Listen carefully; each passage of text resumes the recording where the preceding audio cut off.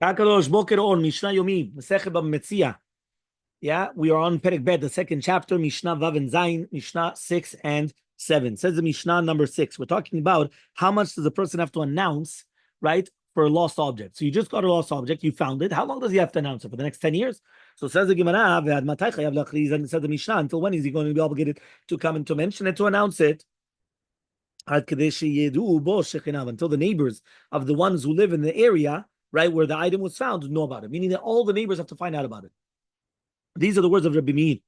Okay, so he says over here, right? It could be that it was somebody from the outside. Doesn't matter, but at least the neighbors have to know about it. Rabbi Yehuda says, Shalosh regalim. Mamash, Shalosh regalim. Right? No, it's not around here. Shalosh regalim. Yeah? No. Pesach, Shavuot, Sukkot. Is that Shalosh regalim? How much is it from Pesach to Sukkot? No. Pesach, Sukkot, Shavuot. Shalosh regalim.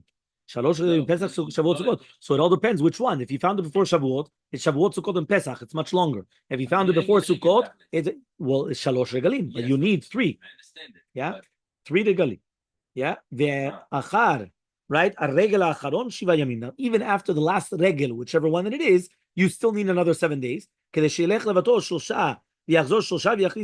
that he should go back to his house, right? It's going to be 3 days. And then 3 days to come back. And he's going to do achrazah 1 day. So even 7 days, even after those 3 regalim. Okay? Fine. Number 7. Okay, Mishnah Zayin.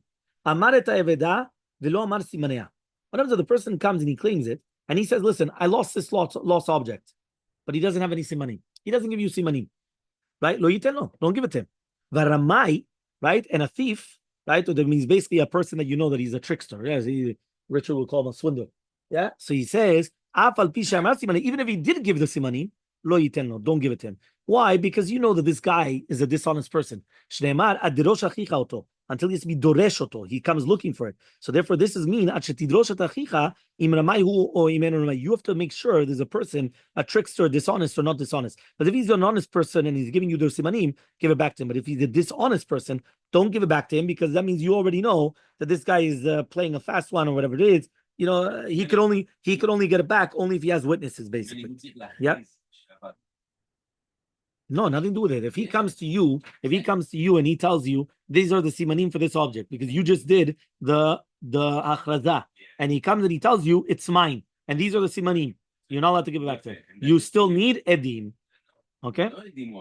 Edim. Yes. Any food item, any found item that works and eats, right? That's what it means that ochel, right? He eats. So, for example, it's an animal.